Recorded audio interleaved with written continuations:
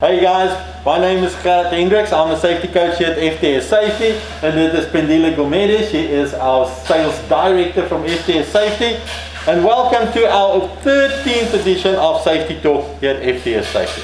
Now, just to make sure that everybody can hear us, I'm going to ask you to remove our mask. Good. Now, today we would like to talk about PPE and your PPE register, and that's why I'm so grateful that Phindile is here with us, so that Phindile, please explain to us the frustrations that you have when people start purchasing PPE. So the biggest problem at the moment that we have is we get customers that call in, and they asking us to tell them what they will need for their employees for the job that they're doing at the moment. And then when you suggest the PPE for them, and it's the wrong PPE, they think it's your fault. Yes. While it should actually start with their safety management system, where it indicates what their tasks are. Yes. So let's quickly have a look at what should have been done.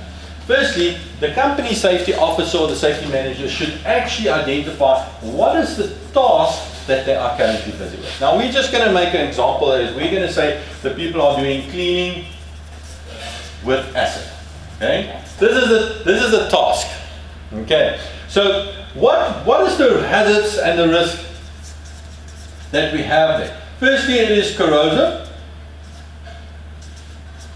and the risk that we have there is that it can burn your eyes, your hands, damage your clothes, and it's got obviously health issues.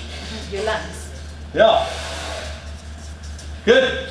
So with this in knowledge, now you can sit down and say, okay, for this specific task, what PPE must I buy to make sure that my employees that's going to do this task is safe? Yeah.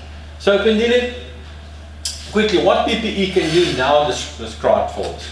Okay, so for your eyes you would need a goggle or a spec.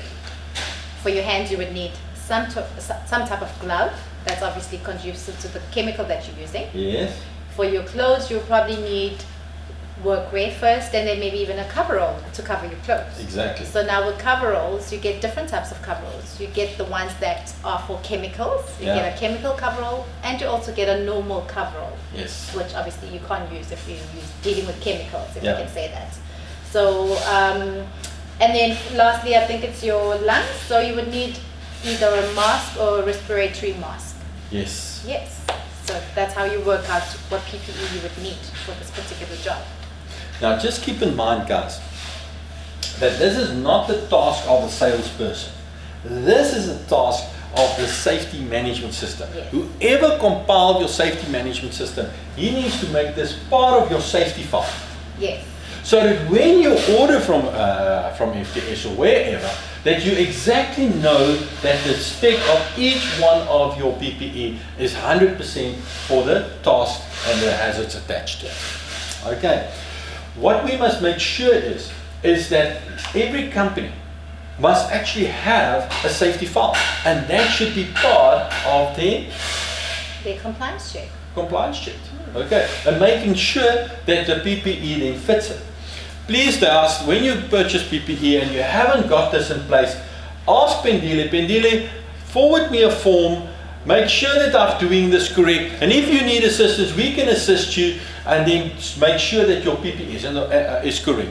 The benefit of that is not only that you will have the correct PPE, but you are now going to save money because you bought specific PPE that is correct for you. So you're also going to be able to then justify when something goes wrong, that you can say, listen guys, this is what we have done, this PPE is correct, and you can actually prove a reasonable person. Yeah. That is extremely important. You know what we are in the midst of COVID-19 epidemic, and if there's one good thing that we must learn and take from this epidemic, is that the president stood on the TV and he said, do a risk assessment and get your house in order. That is not only for COVID, but also for your normal tasks. Yeah. Okay, the same rules applies. It is just not within the Disaster Management Act or hazardous exposures, but within each and every other regulation. Okay. Guys, you are welcome to contact us. You're welcome to contact Phindile if you need some assistance regarding PPE. And we can assist you to make sure that your documentation is correct so that when you purchase the right stuff. Thank you very much for listening to us, and we're looking forward to meeting you next week.